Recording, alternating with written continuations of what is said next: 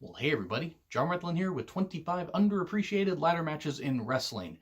Not just WWE, one or two from Impact and WCW. You'll have to see just how many I'm going to include, but the honest truth, there's been a host of really good ladder matches that often get forgotten about.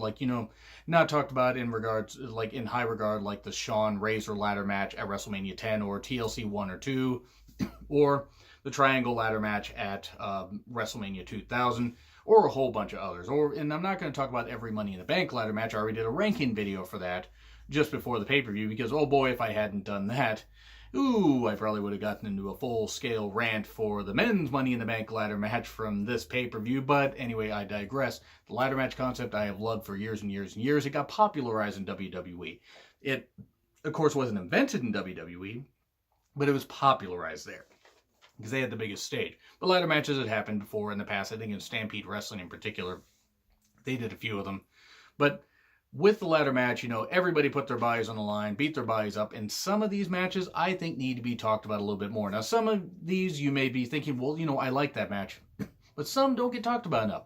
So let's get right on into it with number 25, Rock vs. Mankind, WWE title from the Raw episode that took place on February 15th, 1999. Kind of the conclusion of their months-long feud where they tossed the title around a lot, and this was right after a bullshit finish in the Last Man Standing match at St. Valentine's Day Massacre the night before. There was some interference, and of course Rock didn't win clean, but he focused on Foley's leg, but Foley almost won, but then, of course, bullshit happened, but The Rock won the championship, and that kind of concluded their feud until they would, eventually become unlikely allies a little bit later in the year. But a fine ladder match and a fine TV ladder match. It always is nice to see a TV ladder match, even if you get shenanigans and stuff like that. They did really go all out in this feud. Number 24, Dolph versus Harper, IC title from TLC 2014. They really should have done a whole lot more with Luke Harper as champion, just as a singles wrestler in general. They did not do that thing, but him and Dolph tore it up here. Really good stuff. Harper just insane with how agile he is as a big man. And yeah, Harper didn't keep the title very long, did he? No, he did not keep the title very long. It was a good match. I did enjoy it. I just wish they had done more with Harper as, champion and as a singles guy. Number 23, Chris Benoit versus Jeff Jarrett, U.S. title at Starrcade 99. Enjoyed this one. It was quite a bit of fun. Yeah, it was. You could argue that maybe at this point, 1999, WCW was starting to spiral out of control, but they took some insane bumps, including Benoit. Oh dear. And it wasn't as long as some pay-per-view ladder matches, but they made the spots matter, and it did show that the U.S. title was something worth competing for. So it was, it was good for what it was. Granted, and of course, Jericho and Benoit, this isn't on the list, but Jericho and Benoit is something that I could talk about from the Royal Rumble 2001, but that one's held in some pretty high regard, and I feel enough people talk about that I didn't include it here, but that one does deserve an honorable mention for being a tremendous match. And that headshot with the chair in the suicide dive, oh dear. Number 22, RVD versus Jeff Hardy, IC title, SummerSlam 2001. Yes, more of this. This was really, really fun. I really enjoyed this one. I kind of wish that they had done a whole lot more with this, with this feud. I always thought RVD and Jeff Hardy had tremendous chemistry. Yeah, they would feud in 2002 also when they unified the European hardcore titles and all that. But I always felt like they could have done more. It just, to me with RVD, I just wish they had done better stuff. And I know they had ones for the hardcore title and stuff like that. And it was just so great watching this match. Yes, there were a few bumps or a few spots that were but these two really did just tear it up. And SummerSlam 2001 is often forgotten about as a pretty goddamn good pay-per-view. So yeah, that's why I mentioned this one right here. Number 21, RVD versus Christian for the IC title on Raw from September 29th, 2003. I almost put the one with Eddie Guerrero on here instead, the RVD Eddie Guerrero one.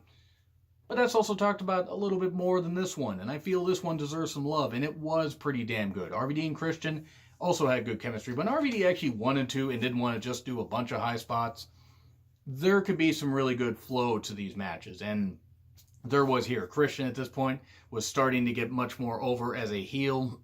Is a bit more of a serious heel.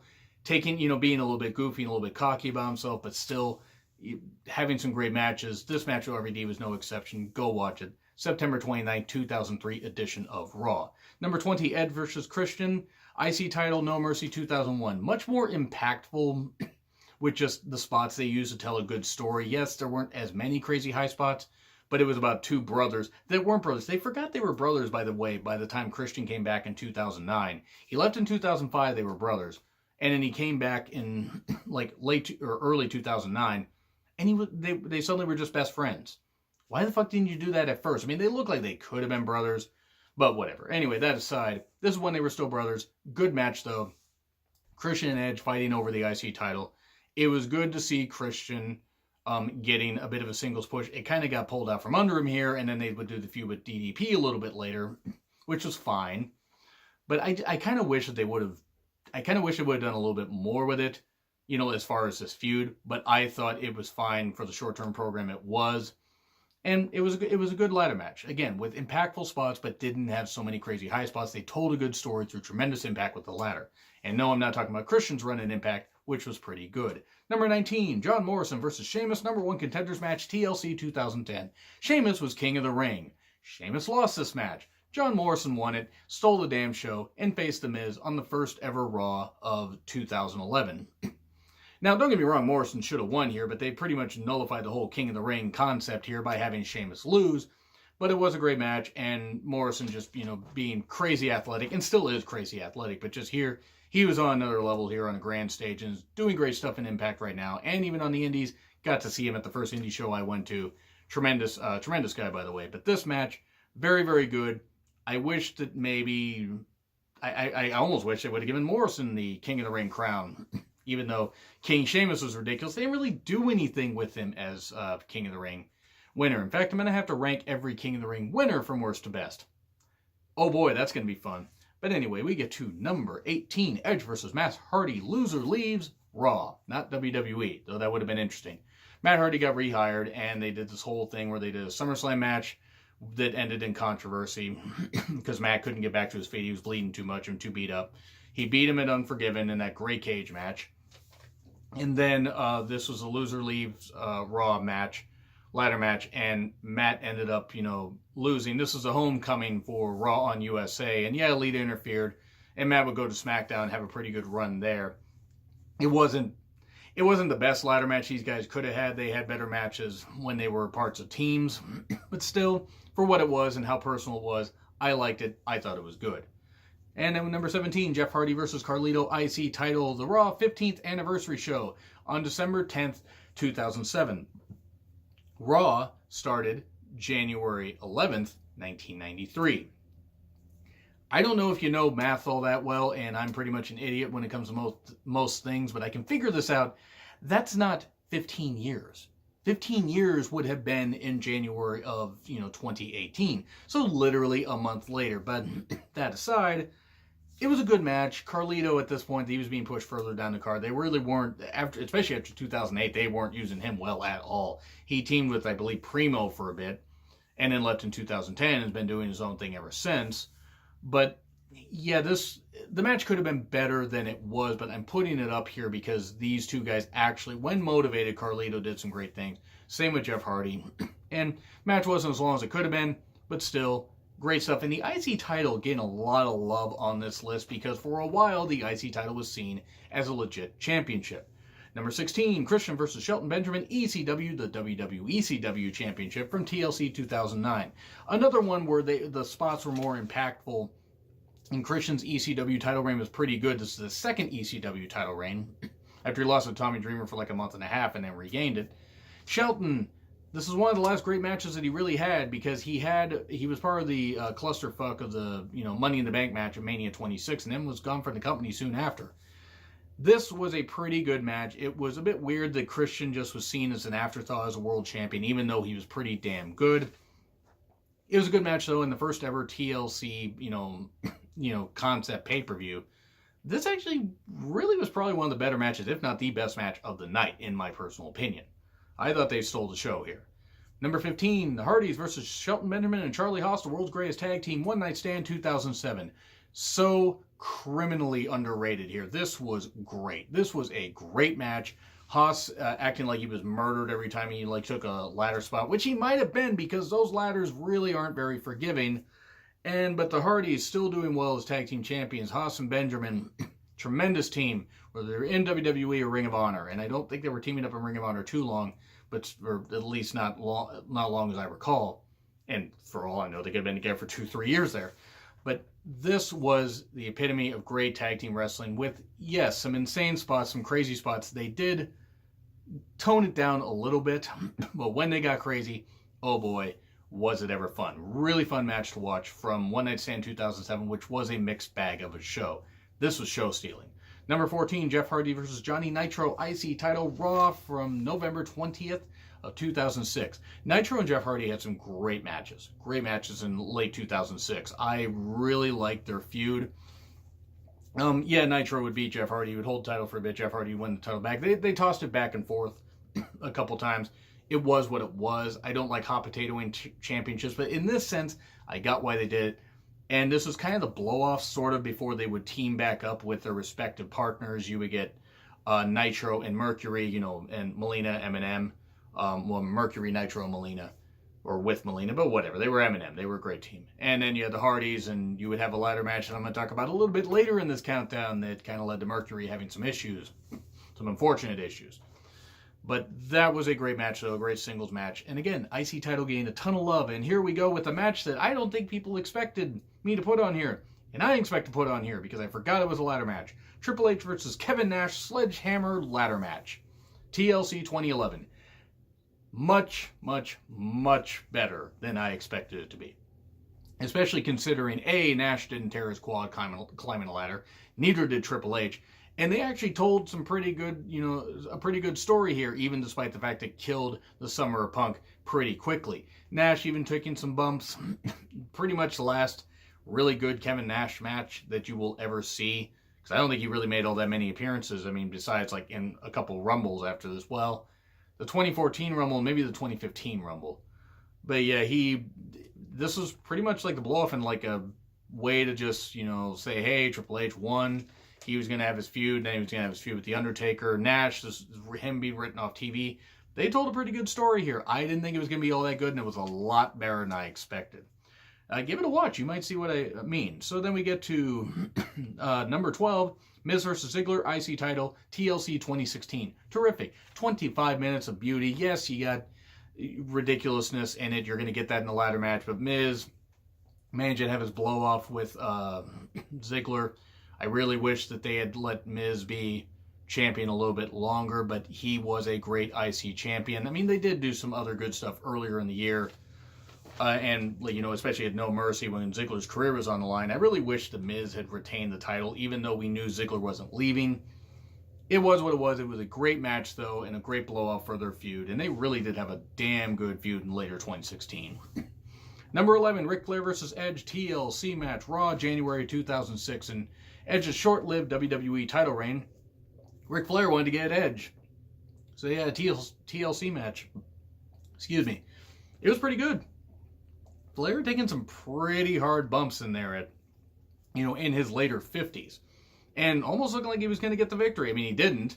And he shouldn't have, because you sure as fuck aren't going to undercut Edge's title reign so soon, except John Cena came along and did that exact same thing a little bit later. But I digress. This was really good. Yes, there was no doubt that Ric Flair was going to lose here, but still a pretty damn fun match. And then number 10, Shawn vs. Razor for the IC title, SummerSlam 1995. I would argue this was just as good as their Mania 10 match. I would argue it was. Now, maybe people are calling me crazy, and that's fine. You did have the thing at the end where Shawn couldn't get the ladder, couldn't quite get the title down, and got pissed and jammed the ladder into the ring and, set up and untied it and everything and did his whole crazy spot when he fell. But still, this match, I think, told even a better story. Yes, you did have it on the grand stage of WrestleMania, the WrestleMania 10 ladder match. I won't argue people want to say that one was better. To me, this one was just as good, if not a little better. And it was nice because SummerSlam 95 was a shit show. This was the saving grace of the show. I mean, there was like maybe one or two other matches that were, but this was the saving grace for sure. They tore the house down, and it was great stuff. Number 9, Triple H versus The Rock IC title, SummerSlam 98.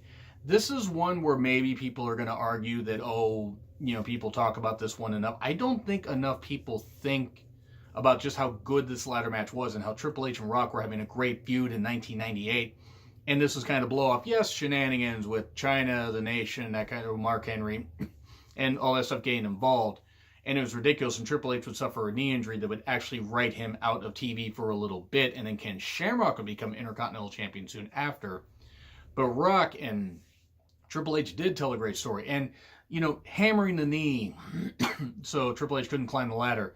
The spots they used, it was kind of like the No Mercy 01 match that I talked about a little bit ago. It told the story with great impactful spots without being flashy, without being ridiculous, and without being like, oh God, we just got to go fly around the ring, do all this stuff and everything, and fall 20 feet off a goddamn ladder through 5 tables. Nope, they told a great story, and it was a great impact. It was a great series of impactful spots without getting too crazy. Sure, okay, the powder in the eyes and all the shenanigans, all that bullshit got dumb later on, but whatever. It was between the Nation and DX. I totally got why they did it. It was what it was, but it was a great match between two guys that were really up and coming. Even though I don't care for Triple H, the wrestler, I think he's overrated. I will say this. This was a great match. And then number 8, Rey versus Eddie, the custody of Dominic. Yes, they were fighting over the custody of a child. It was SummerSlam 2005. Stupid stipulation aside, it was a fucking stupid... How did they make this work? Oh, wait, they're Rey and Eddie, and they can make anything work. Almost anything. They can make anything work. I miss Eddie. I miss Eddie Guerrero so much. But missing Eddie Guerrero aside, even though I think we all do, this was a great match. The spots that they hit, the impact they took on that ladder, good fucking grief, it was harsh. Yeah, you had the spot where Eddie, filled around forever with like the custody papers in his briefcase because Vicky missed her spot and he, fell off the ladder at one point where Rey did the spot and they fell down and Eddie's hammering the mat saying, where the fuck was Vicky? That aside, this was a great match, and they told such a great story, even with the shit angle. Rey and Eddie never disappointed in the match. This was no exception. I was so glad they got to have a ladder match on a big stage before Eddie's tragic passing, not even 3 months after this. Still hurts. Number 7, Jerry Lynn versus Low Ki versus AJ Styles X Division title NWA TNA pay-per-view number 11 from August 28th, 2002. Loved it. It was in the Asylum, so yes, it was a very small venue, but you had these spots where it's like, guy would go off the ladder, ladders would be tipped over, and you'd have Styles or Low Ki just get back on the ladder, just do these great things, spring off the ropes, get back up with the ladder straight. They took some insane bumps in this. I mean, it was crazy. I mean, there was only maybe 500 people there, and they made the noise of about, I'd say, 2,000-3,000. They were very loud. Lynn, his reputation spoke for himself. Low Ki was up and coming. Maybe had a little more notoriety than AJ. And then AJ was clearly going to be the guy that did some stuff, or did the best in Impact. But Jerry Lynn and AJ Styles also had a really good feud here. And it was just great stuff watching this and knowing that these three guys are just tearing it up, busting their butts, beating their asses. And that's why I almost put this in the top 5. I put a few others above, but I got one more Impact one to talk about. And if you watch another video I did about every King of the Mountain match ranked from worst to best, you already know which one I'm talking about. I'm not talking about King of the Mountain, but I allude to another ladder match. This was great stuff, though, and showed why people should have been watching NWA TNA at that time. Now, it's Impact now. They're doing some great things, even if the numbers aren't all that great. This is when really Impact was saying the stage and just setting everything up to where they were going to do some great things no matter what. They were going to kill themselves to... Hopefully not, but kill their bodies to show that they did some great, that they were going to, just be the company to watch. Then we get to number 6, Matt and Jeff, the New Brood versus Edge and Christian, the Terry Invitational Tournament. Because Attitude Era. But at No Mercy 1999, it was for Terry Runnels' services, like $50,000 or something like that. It was a series of matches. This was a blow-off. Edge and Christian had split the matches with the Hardys. And this was the 5th match. It was a ladder match. And it was great. Now, it was maybe not as flashy as our other ladder matches, but they were able to tell some really good, stories through just what they were willing to do to their fucking bodies. I mean, Jeff busts his butt, literally. Matt, Edge, Christian, just the stuff they were doing, just murdering each other out here. I mean, they broke their bodies. It was great stuff to see the Hardys win. But then, you know, it was what it was. Edge and Christian and the Hardys got their you know, celebration or their, you know, thank yous from the fans the next night. I mean, if I remember right, I think Jeff took this insane bump after he got the sack of money and whatever it was up top. That was pretty crazy, but it was a very, very good match. I really did enjoy this. And then number 5, Edge and Christian versus the Hardys versus the Dudleys versus Jericho and Benoit, TLC 3, the first ever TLC match on network TV on SmackDown. Yeah, it was crazy. It was all 3 teams that had been in the previous 2 TLC matches and the Triangle Ladder match at WrestleMania 20, or 2000 rather. WrestleMania 20 would have been weird. Plus, but just having, you know, and then adding Benoit and Jericho, who were unlikely allies despite the fact they'd been feuding even a couple months before. And it was great stuff, and Jericho and Benoit, you know, having the tag titles, even for short-lived time, made sense.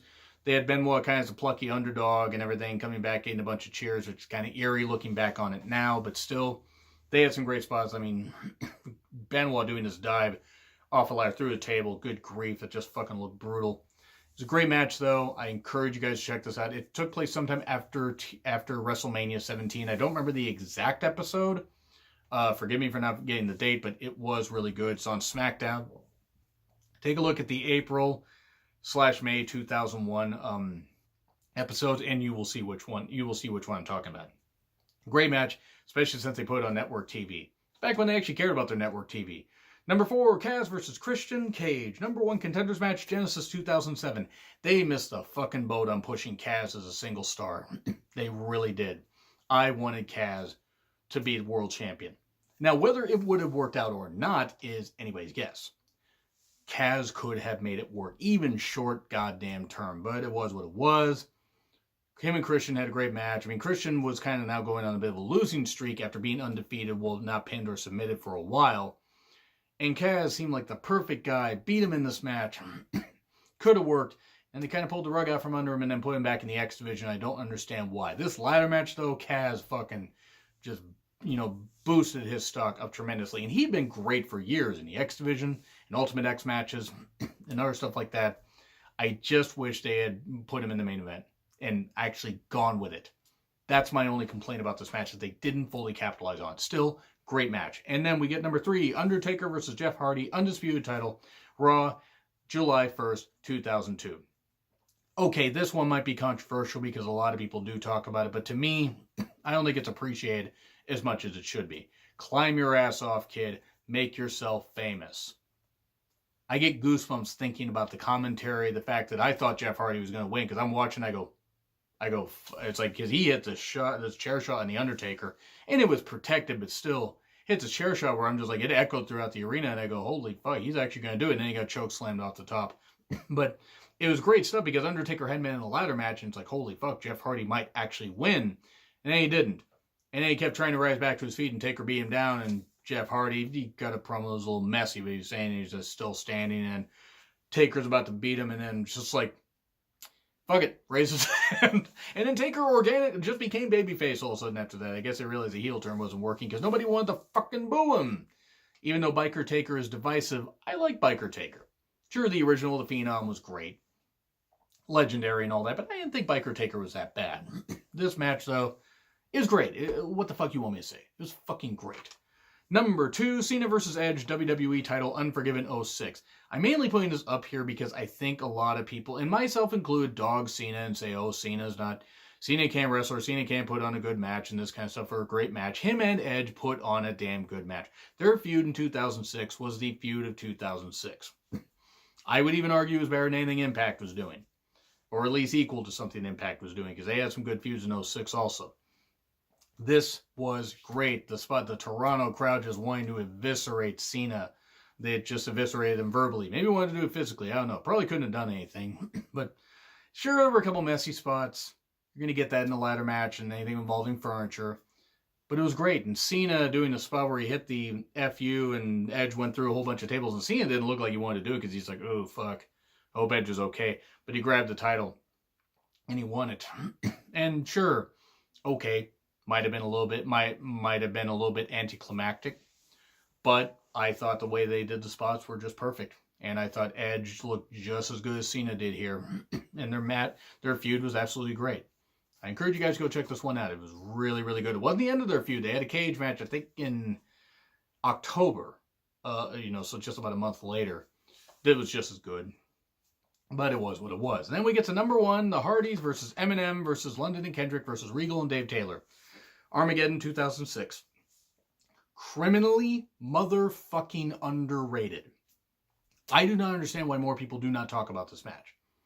This match, I mean, people talk about one particular spot. It was where they did this ladder spot, and it's like you had Mercury guy's nose busted open, after nose and face just swelled up like crazy and everything. That's why he had to wear the face mask. Unfortunately, why it led to a bit of a pill addiction he had, which thankfully he got over. That is great. I'm not picking. It's just because he talked about it in interviews, and thankfully he got clean. But I could definitely see why that might have led to it. But it was a freaking brutal spot. And there was just some great storytelling. Regal and Taylor not wanting to climb the ladder because they were scared of heights. London and Kendrick wanted to retain their tag titles. They had quietly one of the best tag title reigns. And one of the longest reigning ones. Or longest ones of a good while. This is just really, really terrific, though. The spots were great. The Hardys and Eminem had feuded before this. Would feud after this. And just, Regal, Taylor, everything worked well here. London and Kendrick would, of course, retain. But this match, to me, the best of the show, easily. It was just such a great match. I encourage you guys to go check it out. Armageddon 2006 ladder match. But anyway, that's what I have to say. Agree, disagree with what I said. Like, share, subscribe. Twitter handle in the description. I'm John Ritlin. I will see you soon.